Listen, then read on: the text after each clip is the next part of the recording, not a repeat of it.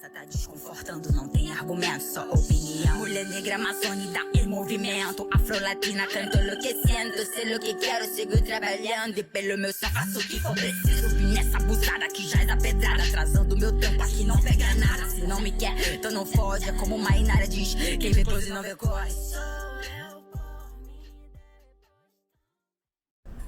Propus a noção de necropolítica e de necropoder para dar conta das várias maneiras pelas quais, em nosso mundo contemporâneo, as armas de fogo são dispostas com o objetivo de provocar a destruição máxima de pessoas e criar mundos de morte, formas únicas e novas de existência social nas quais vastas populações são submetidas a condições de vida que lhes conferem o estatuto de mortos-vivos. Akilian Mbembe.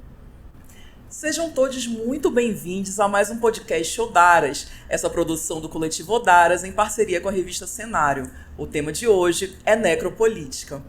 Carol. Vamos lá, né? Conceitos de necropolítica. Esse termo foi cunhado em 2003 num ensaio escrito pelo filósofo Akilian Mbembe. A gente tem uma dificuldade na pronúncia do nome dele, mas enfim.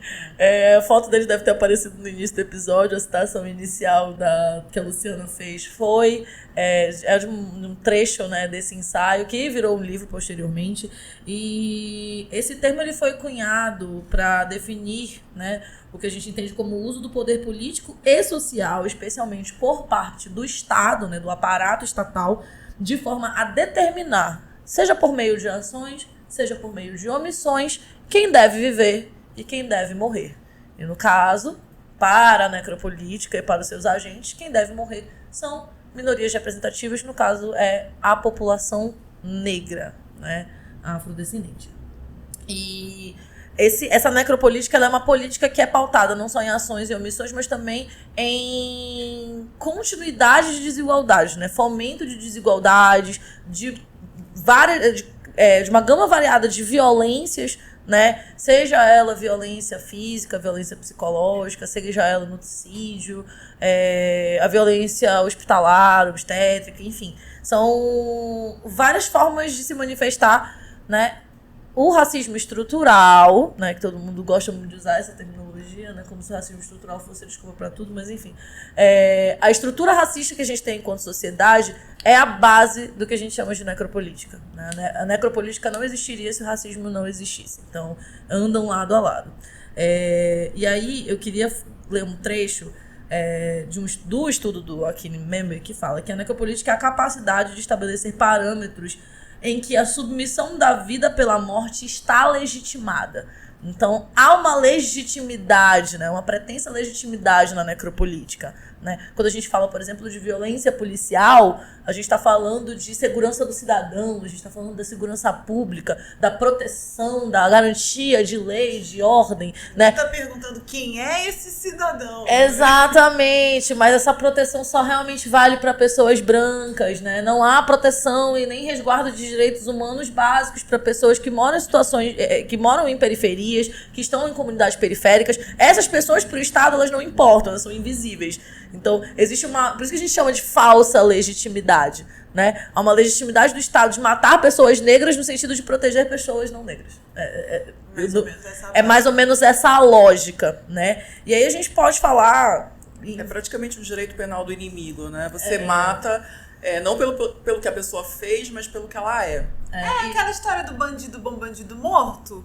É mais ou menos isso aí. Quando eles definem quem é o bandido, é mais ou menos daí que eles partem. E o mais interessante, realmente, do trabalho do Akilian Mbembe é que ele parte de uma premissa do Michel Foucault, né? E ele aprofunda tanto esse estudo que ele consegue chegar realmente nesse fator de, gente, não é só uma questão biológica, não é uma questão apenas fisiológica, né? Porque havia uma necessidade de justificar o racismo como se fosse algo que estivesse inscrito no DNA das pessoas, como se fosse uma tendência da biologia, mas não é uma construção social, né? Como a gente sempre gosta de deixar muito claro, né? E falando ainda sobre manifestações de necropolítica, eu tô falando especificamente, assim, não especificamente do Brasil, mas falando de casos que são muito emblemáticos na história da construção da sociedade brasileira, né? A violência policial, a violência de gênero, né?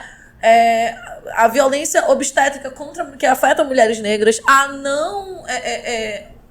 a não propagação da educação sexual nas escolas, que acaba por vitimizar meninas e jovens negras que estão em situação de vulnerabilidade social, que não têm a menor noção do que seria uma educação sexual de qualidade, que não conhecem métodos contraceptivos, que engravidam, que não têm acesso a um aborto seguro e que chegam nas mãos de ginecologistas e obstetras no sistema público e são vítimas de racismo, né? Nós temos as crianças que são vítimas de racismo porque outrora são abandonadas e vivem em abrigos ou são realmente criadas sem nenhuma estrutura, à margem da sociedade, sujeitas a todo tipo de violência, né? Crianças que moram em zonas periféricas e não têm alimentação básica, cuja única alimentação é a merenda escolar, que às vezes não é uma merenda escolar de qualidade. Crianças que não conseguem estudar porque estão vivendo em uma zona de guerra, como acontece no estado do Rio de Janeiro, que vive uma guerra que é uma guerra inócua contra as drogas.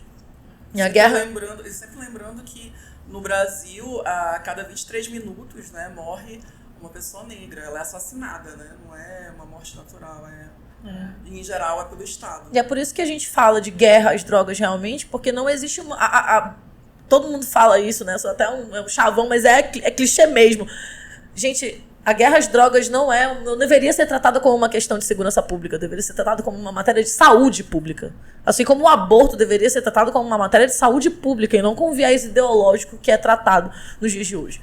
Assim como a Covid-19 deveria ter sido, desde o início, tratada como uma questão de saúde pública, né? E, para quem não sabe, a gente já falou sobre isso em episódios anteriores, vários estudiosos já falaram sobre isso, outros influenciadores negros, enfim, pessoas que têm contato com esse tema e que falam sobre questões de saúde pública e a população negra, são taxativos. Os números não mentem, minha gente. Se você pesquisar no Google qual foi o grupo étnico-racial que mais morreu de Covid-19 no Brasil, é a população negra. É indiscutível. Indiscutível que é a população que está mais fragilizada, né? E a ausência de políticas públicas voltadas para a saúde física, mental da população negra faz parte desse projeto que é a necropolítica. E aí a gente está falando de guerra às drogas e eu vou lançar a braba para a Laila, que vai falar um pouco com a gente sobre essa questão. Brabíssima, minha gente. Porque o que acontece? Assim, só para tentar definir de uma maneira que fique mais clara.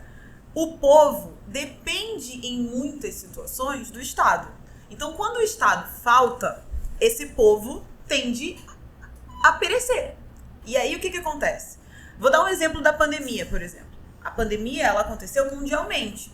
Todos os estados precisavam cuidar do povo. A nação, ela é isso. Ela é o povo, o território e o Estado. E tudo dentro de uma única estrutura, né? E quando esse Estado decide não cuidar do povo, quando ele decide direcionar os seus cuidados para determinados grupos, ele acaba deixando, e aí vem aquela decisão de quem que tem que morrer para que outro possa viver, deixando esses outros grupos vulneráveis. E esses grupos vulneráveis, não é por coincidência, desde sempre, tem essa cara, tem a nossa cara. Tem a cara das pessoas que moram na periferia, tem a cara das pessoas que estão encarceradas. E por falar em encarceramento, essa questão das leis de drogas.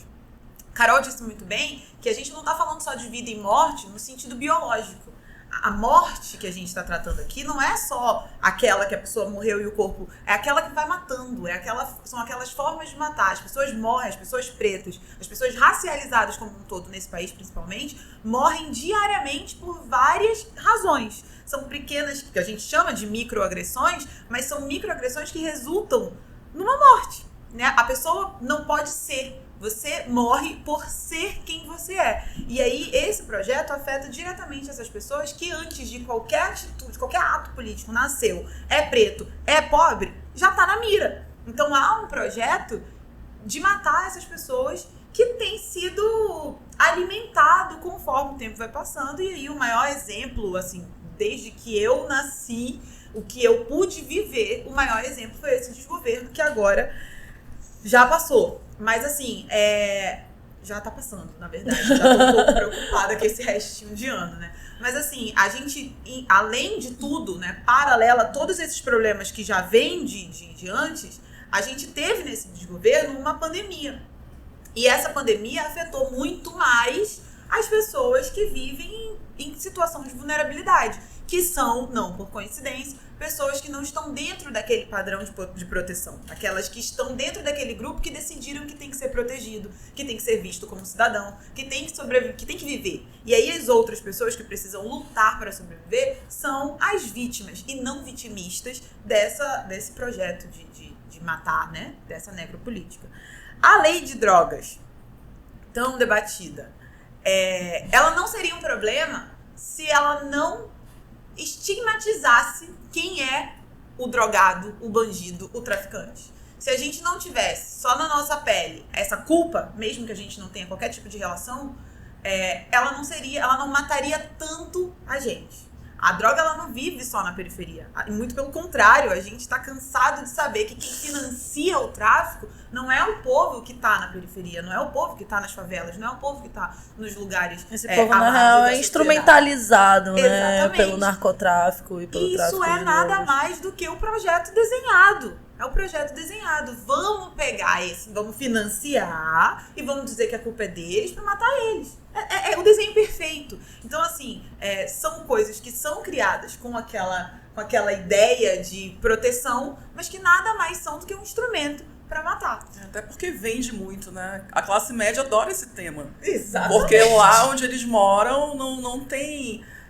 a polícia não chega metendo o pé na porta de madrugada, né? Porque a gente sabe que nem se drogar pode. em paz, né? Eles podem se drogar em paz. Não, e aí a gente também fala muito, a gente chegou a conversar em episódios anteriores sobre o papel da mídia também no reforço desses estereótipos, porque nunca um veículo de comunicação vai se referir a uma pessoa branca com 300 quilos de cocaína como um traficante, né? É sempre estudante de medicina, advogado, empresário, filho de fulano de tal, residente da Zona Sul do Rio de Janeiro, foi pego com 300 quilos de cocaína, gente, coisa absurda. A gente já, assim, né? Se a gente for buscar nos nossos históricos de experiência como advogado, participou de uma audiência de custódia, você já sabe que você teve dificuldade de soltar um menino preto ou um menino racializado com uma trouxinha e você não conseguiu ter um pingo de dificuldade para soltar um playboy com 1 quilo. Saquinho parecido e de sal. A postura muda, a fala fica mais agressiva, é sempre uma questão de... E os seus antecedentes, você não tem vergonha, sempre tentando colocar a pessoa numa posição realmente de submissão, de subjugação, de humilhação e de constrangimento. Não que uma pessoa que tenha cometido um crime não deva ser, de alguma forma, ali responsabilizada, que não tenha que haver uma firmeza por parte do Poder Judiciário. Mas esse sentimento realmente que beira a repulsa, você, por vezes, olha na cara de um juiz ou de um promotor de justiça, você tem plena consciência enquanto profissional do que vai acontecer com o seu cliente. A gente está vendo, às vezes, eles adultizando um garoto, né, que acabou de fazer 18 anos, com uma trouxinha e tratando como se fosse um bebê, um cara de 40 anos, branco, playboy, com um saco de pó. Sem contar quando não é implantado, né? A droga. Ainda tem. Aquela história os autos de infração. Nunca ouvi falar, gente, de policiais militares forjando cenas de crime. Nunca ouvi falar enfim... Tá perdido em droga. Gente, isso, gente. Muito complicado. E aí, é aquilo que a Carol falou. O racismo, ele anda lado a lado ao conceito de necropolítica, porque essa estrutura, ela pensem comigo. Acabou de nascer, você é preto, você é pobre, você acabou de nascer de uma mãe que já foi vítima do racismo e abandonada pelo pai. Você já nasce numa família, de certa forma, que pelo que a gente entenderia, atípica, mas dependendo da realidade é mais típica do que atípica. E aí você já cresce, tem toda uma estrutura que te leva, te aponta, te trata como criminoso. Você tá fumando uma maconha com 12, 13, 14 anos, vai ser preso, vai passar, sei lá, naquele... Como é que ficam os menores que são apreendidos? Centros de detenção provisória. Exatamente. Você fica ali e você tem acesso a determinadas estruturas que um garoto que tava fumando maconha com 12 anos jogando videogame dele dentro da casa dele nunca vai ter, nunca vai ver, nunca vai sentir uma determinada realidade. E aí, aquele garoto que muitas vezes ouve que por estar ali ele é bandido, e esse garoto ele acaba absorvendo essa realidade, se vendo de uma tal maneira, porque é cruel. A estrutura, ela te faz se odiar. Ela faz você odiar a sua pele, ela faz odiar você, o lugar onde você vive, as pessoas que estão te cercando. É muito difícil você resistir. Não dá pra cobrar de um menino de 12 anos que foi colocado numa situação de marginal, tratado como um bandido, uma ideia diferente de si mesmo. Ele precisaria ter uma estrutura muito boa para isso, que é muitas vezes tirada pela falta de estrutura que os pais E têm. aí eu vou falar de um lugar muito pessoal também. A minha família é uma família eminentemente de militares ou policiais militares ou policiais civis. Então, os meus tios e primos ingressaram nas forças militarizadas, seja da polícia militar ou do exército, numa tentativa realmente de obter uma estabilidade financeira e um status social que eles nunca tiveram na infância e na adolescência. É uma tentativa realmente de ascensão social e Aceitação social. a inserção dentro desses sistemas, que são sistemas hierárquicos, que são sistemas racistas, machistas, homofóbicos, molda essas pessoas. Então, assim, pessoas que jamais defenderiam, por exemplo, um presidente como Bolsonaro, porque é um cara racista, machista e misógino, defendem porque... Param de se ver como alvo. Né? Exatamente, eles param de se enxergar como alvo. E aí a gente fala da questão da segurança pública também sobre esse viés, porque tem muitas pessoas pretas dentro desse braço armado do Estado, né, que são as polícias militarizadas. Essas pessoas, elas não deixam de ser alvo. E elas não deixam de realmente praticar racismo, né? Elas Não estão enviam mais próximos da mira. Elas são bucho de canhão, né? Porque quem fica na linha de frente, essas pessoas normalmente elas não são oficiais, né? Elas estão ali como praças, né? Como soldado. Enfim, então são essas pessoas que vão pro embate mesmo, né? Na hora das operações, e são essas pessoas que vão morrer. Ou seja, Então, a gente morre daqui, a gente morre de lá. É irmão matando irmão. E isso é muito. E aquilo, a estrutura racista, é onde eu queria chegar, ela contribui nesse sentido. Porque, independente de onde você esteja, enquanto você estiver sendo o alvo, você vai levar o tiro. Né? E assim, não tão literal, mas literalmente também. Porque esse projeto ele visa te matar. Você, pessoa, que mais se parece com o alvo do que com quem tá atirando, esse projeto tá visando te matar. Então, se você tá do lado deles, na hora que eles precisarem se proteger, é você que vai morrer primeiro. Se você tá do outro lado, é você que vai morrer primeiro também. Então, assim, é um projeto que decide quem morre e quem vive. E quem vive, pelo menos pelos que os números mostram, pelo que todo esse sofrimento que a gente tá vendo mostra, não somos nós. E um outro exemplo muito vivo disso e muito presente nesse desgoverno é a questão do nutricídio.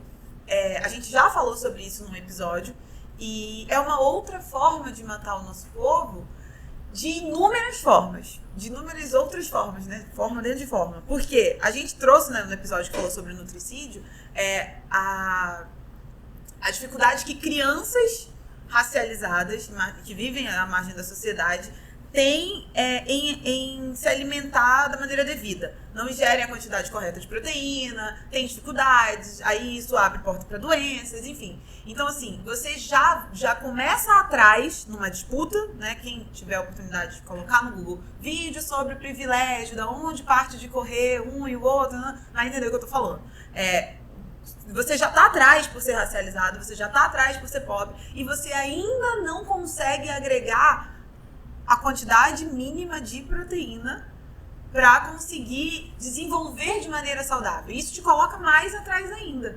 E aí, quando essa pessoa deixa de ter, porque o Estado não dá, e lá na frente o Estado quer deixar de reparar, ele matou aqui e mata lá. Então, assim, não tem como dizer que é sem querer. Qualquer parte da vida de uma pessoa que está no alvo, ela tá prestes a morrer. É sobre. É isso.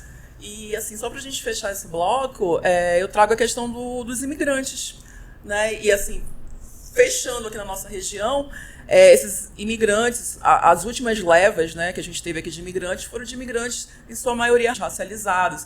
Os indígenas venezuelanos, principalmente os Huayral, né, vieram muito para cá. As pessoas do Haiti, né, que vieram em 2 grandes levas para cá. E a gente observa que, apesar de a gente ter aí uma nova lei de imigração, né, bem recente, ela tem pouco mais de 5 anos. E 5 anos ou são 3 anos? Agora, gente, desculpa. Me falhou o ano em que passou a vigorar.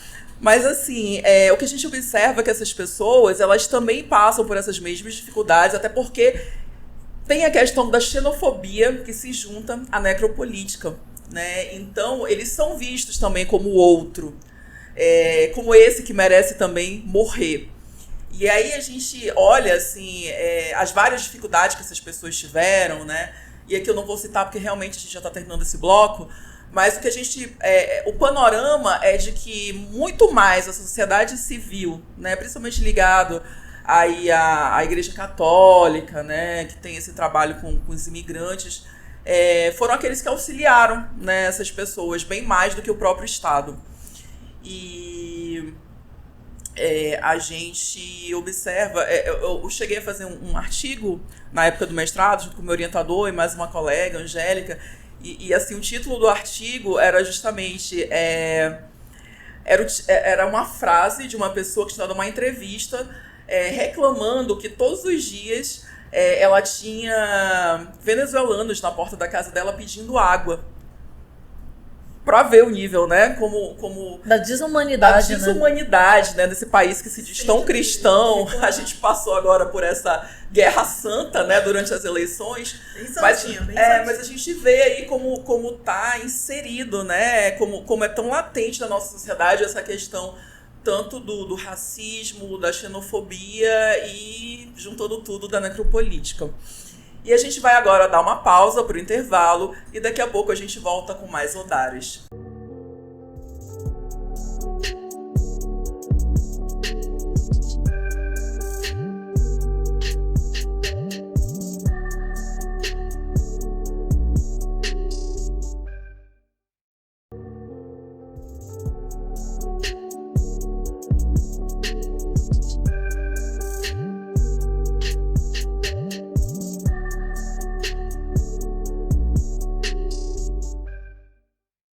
Olá, estamos de volta com mais um episódio do podcast Odaras. Hoje nós estamos falando sobre necropolítica e temos o prazer de apresentar nosso convidado, o professor Marinho Soares, diretamente da Bahia, de Salvador. Obrigada, professor Marinho, por ter aceito o convite da Odaras.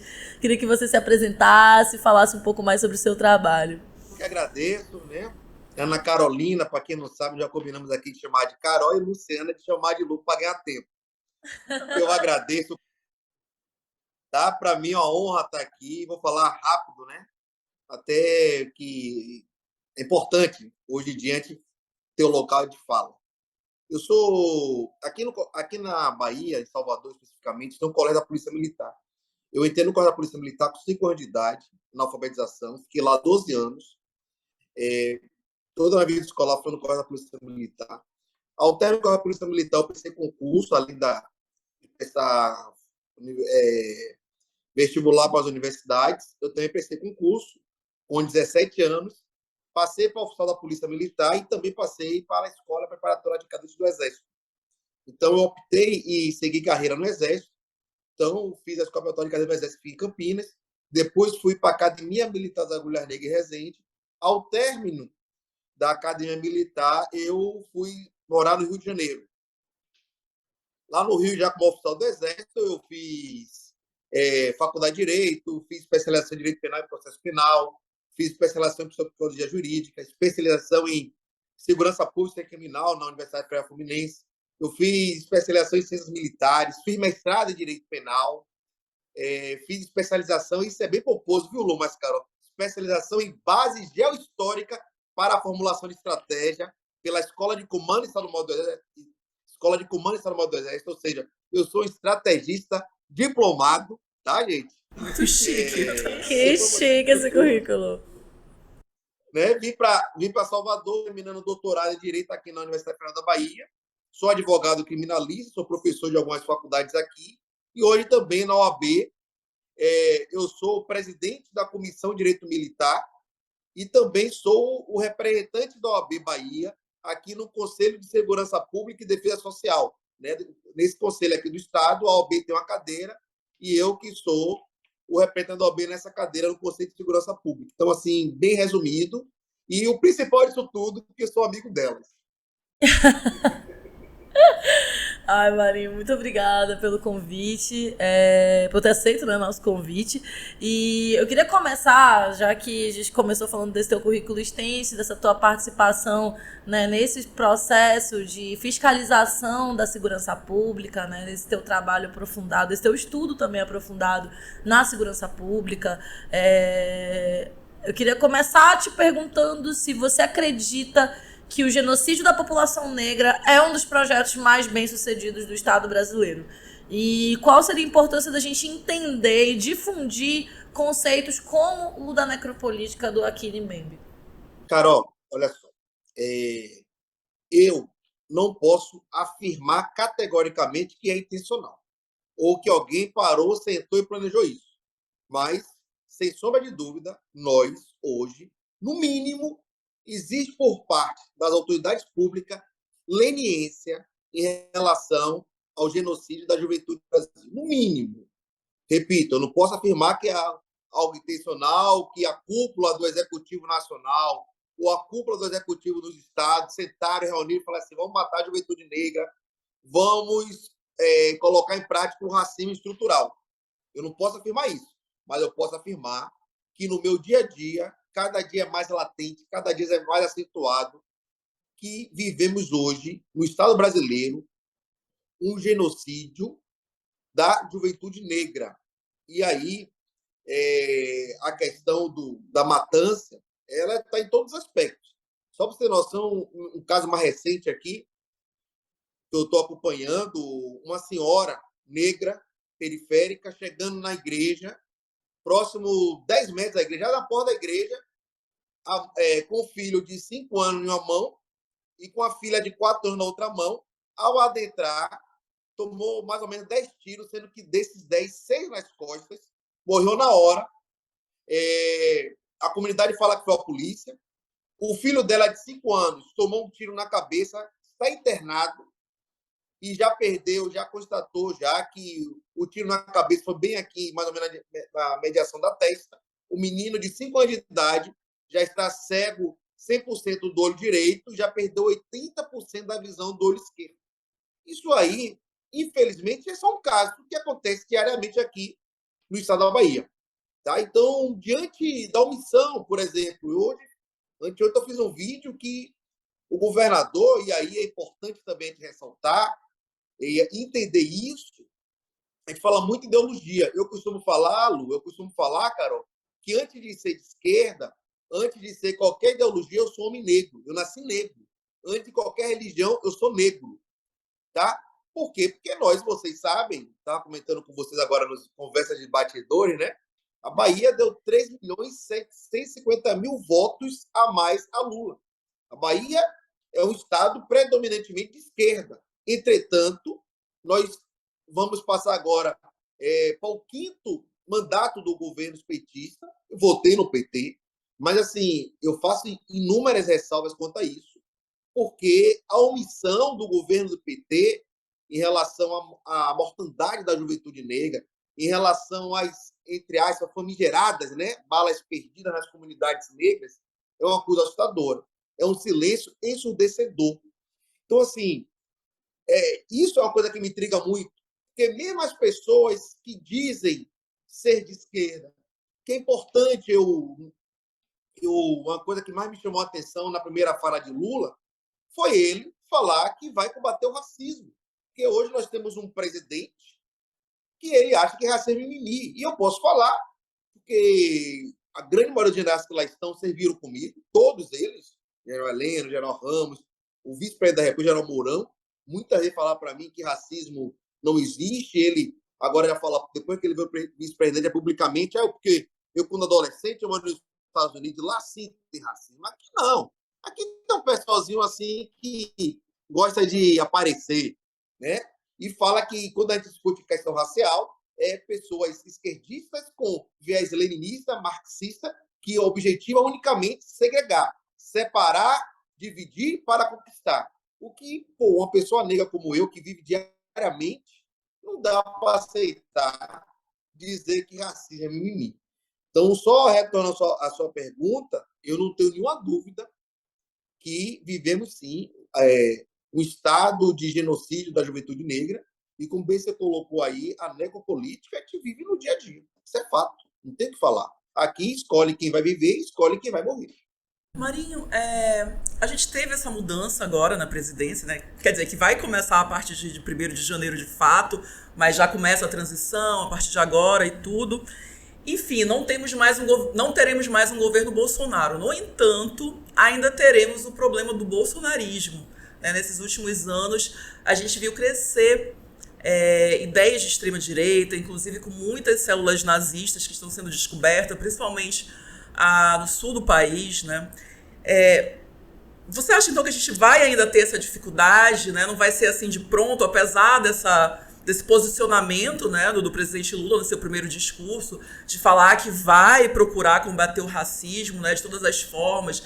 Ele até falou que é uma doença, né, que tem que ser extirpada do nosso país. Eu não gosto muito de ligar racismo à doença, porque a gente sabe que isso é muito mais uma construção social, né? Mas, enfim, você acha que essa proximidade do brasileiro hoje com a extrema-direita, apesar da esquerda ter voltado ao poder, complica essa questão da necropolítica do nosso país? Com certeza.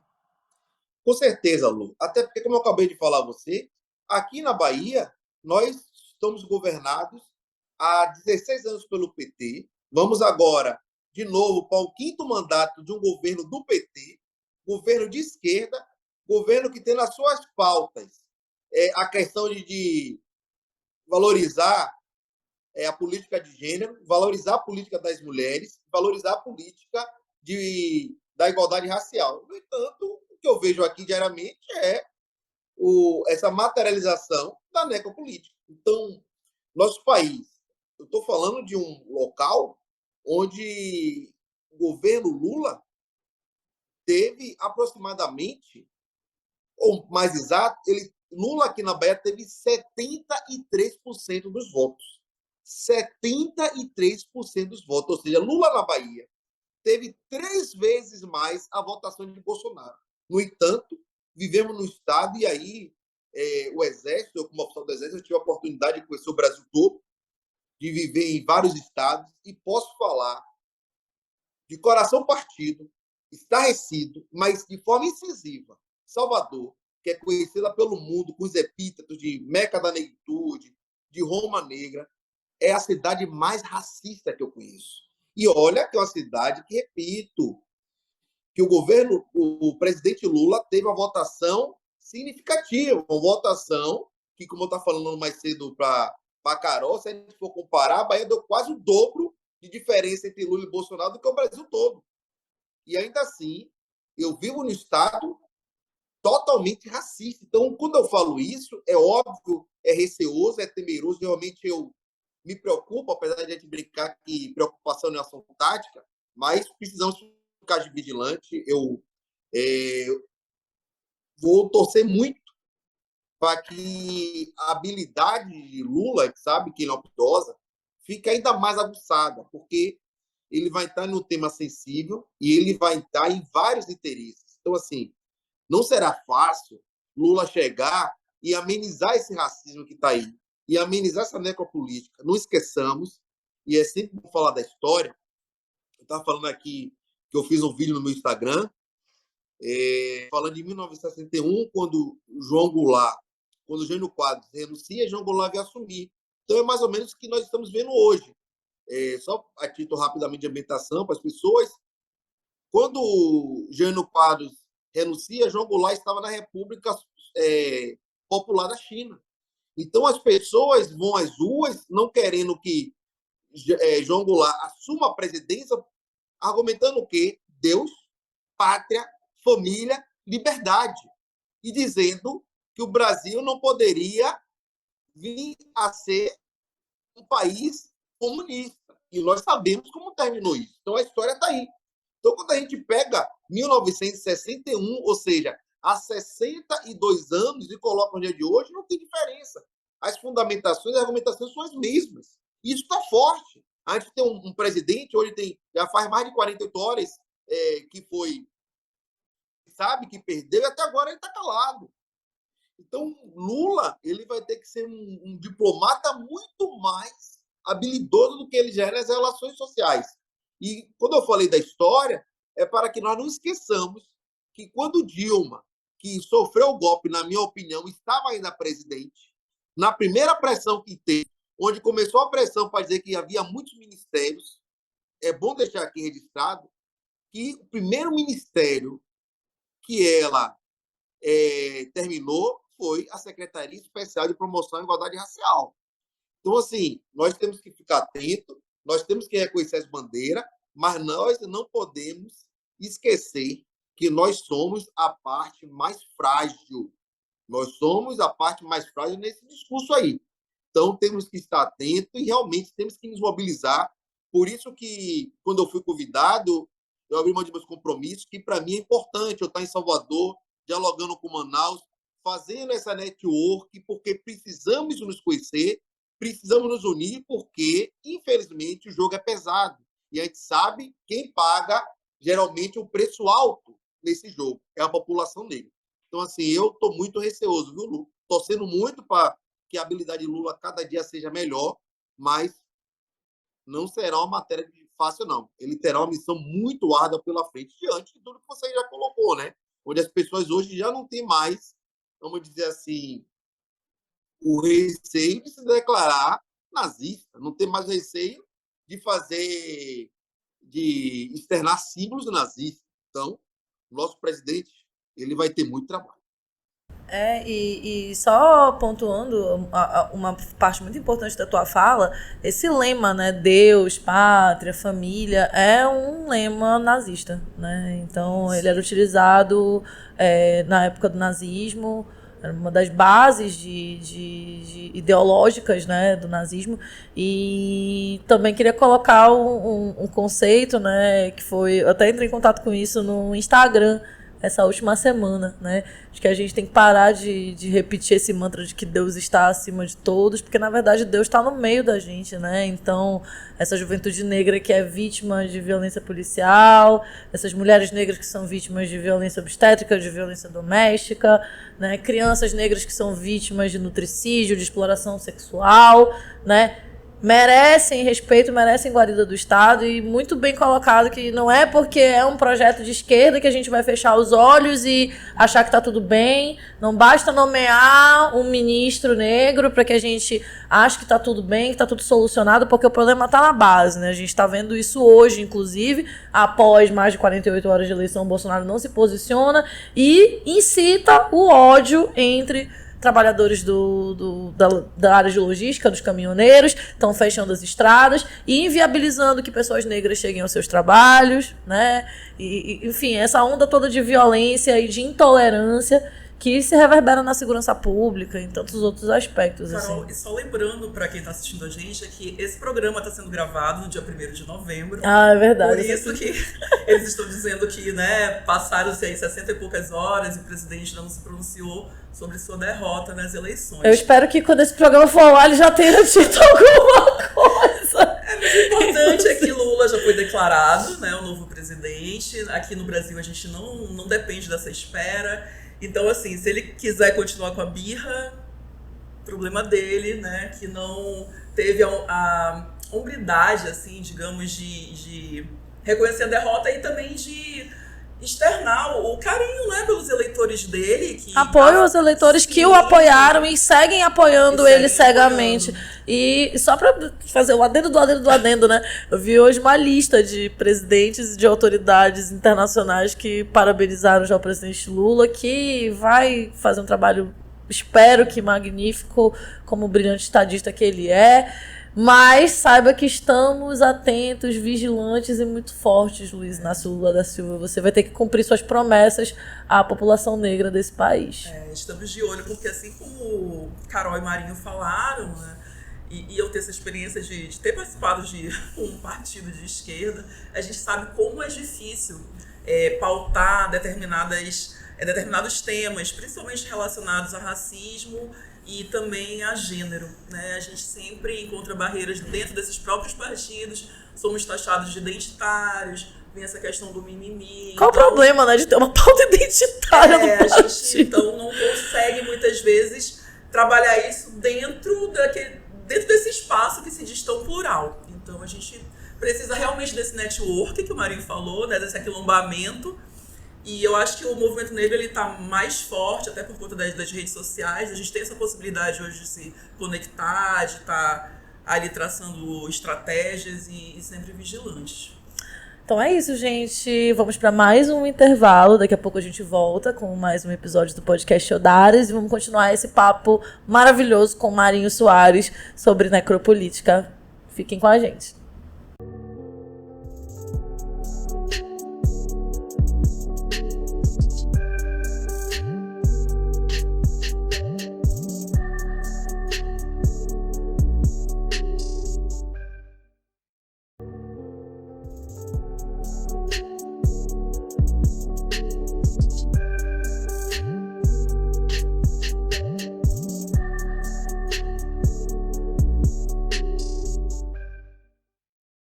Estamos de volta com o podcast Odaras e hoje com o tema necropolítica. E o nosso convidado é o professor Marinho, lá de Salvador, que gentilmente está aqui hoje aumentando, né, essa nossa gira de conversa. E Marinho, eu queria saber de você como é que essa política de morte, né, ela impacta no teu dia a dia profissional, já que você trabalha, né, com direito penal. Eu vou permitir aqui, no final do primeiro bloco aí, até para descontrair um pouco, Carol, há uma hora antes de entrar aqui, eu tinha lido uma reportagem de 93 países que já reconheceram como legítima, com lisura e principalmente como democrática a vitória de Lula. Isso que importa. E aí, Lu, você estava falando de religião.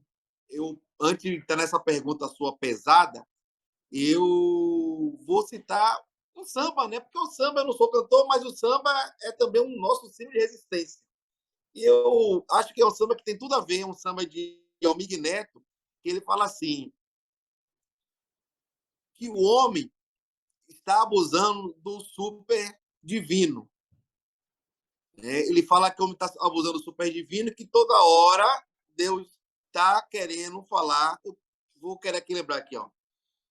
Ainda bem que é ao vivo, eu tenho que fazer isso. Os homens da terra estão abusando e é o nosso Supremo Divino sobrecarregando, fazendo mil besteira e o mal sem ter motivo e só se lembra de Deus quando está em perigo. E o refrão assim, ó.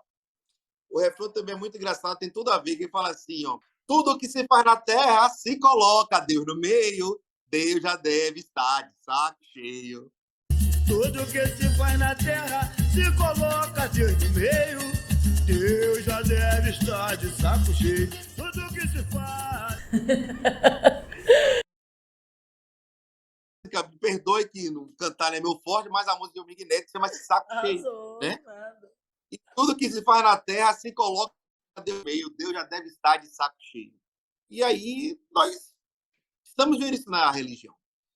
E aí, quando você me pergunta essa questão da mortandade, por exemplo, esse caso que eu trouxe aqui a vocês, no primeiro bloco, eu fiquei sabendo do caso, logo depois, aí na delegacia, quando eu saio, a televisão me para e pergunta, no caso, a filha da mulher que foi assassinada com 7 tiros nas costas, como era isso. E o depoimento dela é tão forte que quando me perguntam para analisar o caso, eu peço para cortar, porque eu só choro. Sabe, Lué, eu sei que eu sou profissional, eu sei que eu tenho que ser parcial, eu tenho que ser racional, mas eu, como homem negro, não tem como não me colocar no lugar dessas pessoas. O que eu carrego no meu peito não é uma pedra, é um coração. Sabe, por mais que racional que eu seja, eu tenho sentimentos. Então, assim, advogar, a maioria dos meus casos hoje aqui em Salvador são casos pro bono em relação à questão racial, né? Então, as próprias televisões aqui em Salvador, as próprias emissoras de televisão me ligam, as produções me ligam pedindo para eu pegar o caso, né? Então, assim, são os casos que eu não ganho nada em termos de finanças, e são os casos que mais me consomem, não só o tempo, como mais me consomem emocionalmente. Né? Às vezes eu chego em casa assim que mal consigo tomar um banho. E até para poder me motivar e acordar zerado para o dia seguinte, eu tenho isso como um ideal de vida. Em que sentido? Eu acho que eu estou aqui na Terra com essa missão.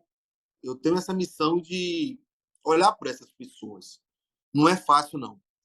Não é fácil você ver esses corpos negros caídos no chão, ensanguentados, muitos, às vezes, já sem respirar, e a gente não consegue trazer justiça a essa família. Porque muitas vezes as famílias só pedem uma coisa, justiça. E às vezes a gente não consegue. Então a sensação de potência, enquanto advogado, muitas das vezes é muito grande. E se eu não me cuidar muito, eu vou ser vítima em relação à saúde mental.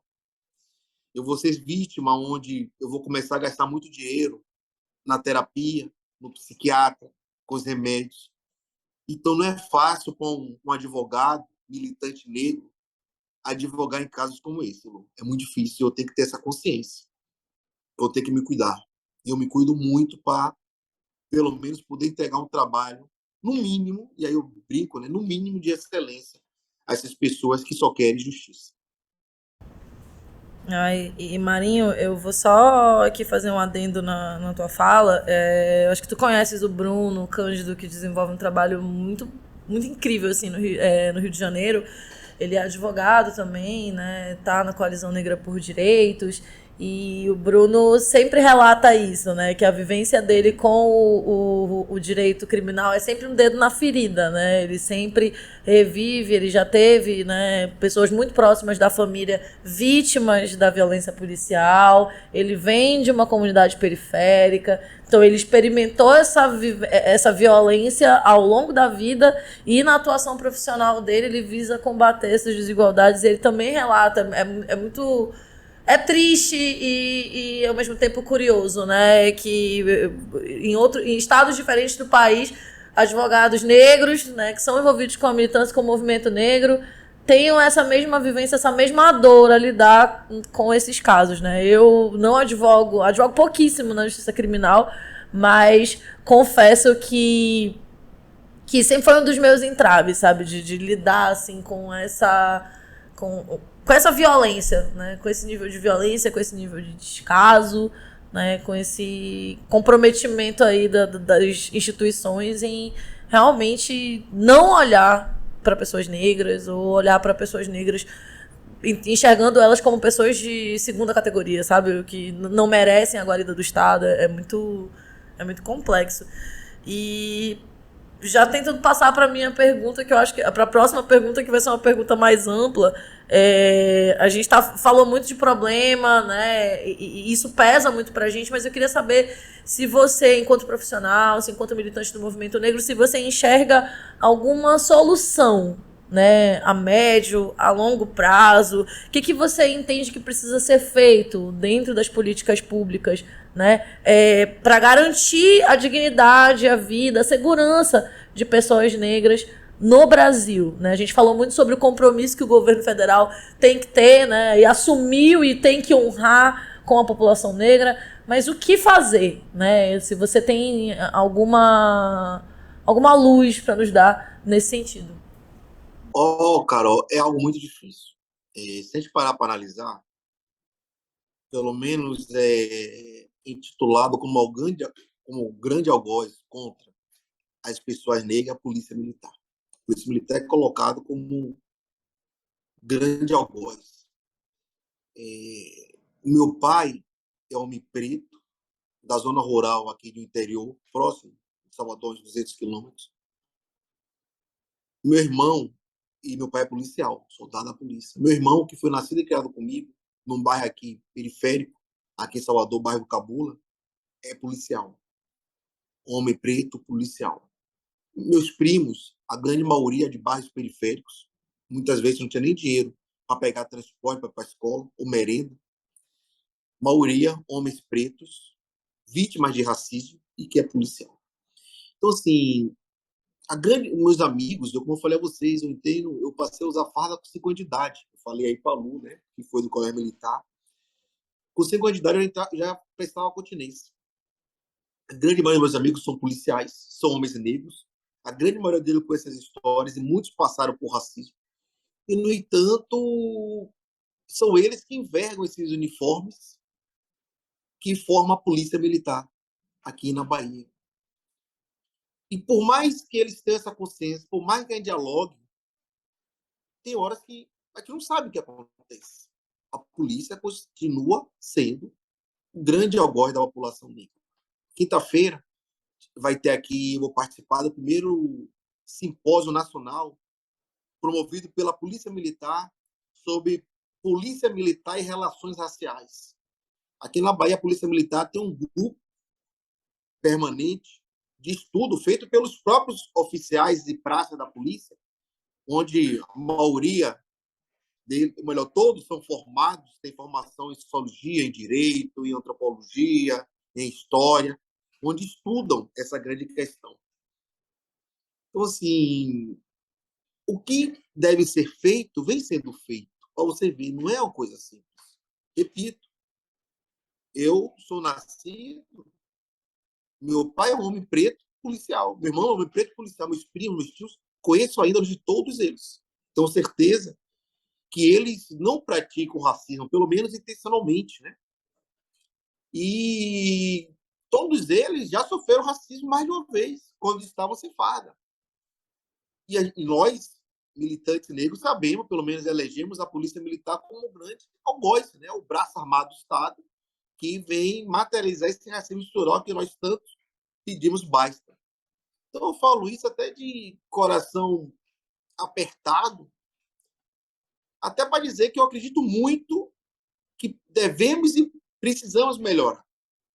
Mas nós não temos uma fórmula de bolo. Nós não temos uma fórmula de bolo. Nós precisamos militar, precisamos estudar, precisamos debater, precisamos reivindicar, precisamos militar. Nós não podemos nos aquietar, nos acomodar. Nós precisamos estar na trincheira 24 horas por dia. Infelizmente, né? Porque eu não queria viver 24 horas por dia na trincheira como eu vivo.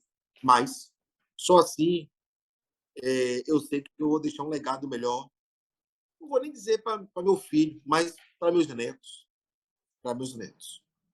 A gente fala muito, e era nesse ponto que eu queria chegar, né? Se era uma política a médio ou longo prazo. A gente sabe que é longo, né? Mas a gente pergunta justamente para saber a tua perspectiva, né? E eu acho que é isso, né? Falar sobre violência policial, sobre o genocídio da população negra, sobre esse braço armado do Estado, que também é composto de pessoas negras, né? Como isso adoece, né? Porque eles trazem essa situação, né, para dentro de casa. Eu também sou de uma família de policiais e é muito complicado, assim, porque você percebe como, de repente, eles são treinados assim, para abordar pessoas negras, né? E assim, isso é muito doentio, né? E eu acho que tem que ser feito um trabalho realmente muito grande com as polícias, né?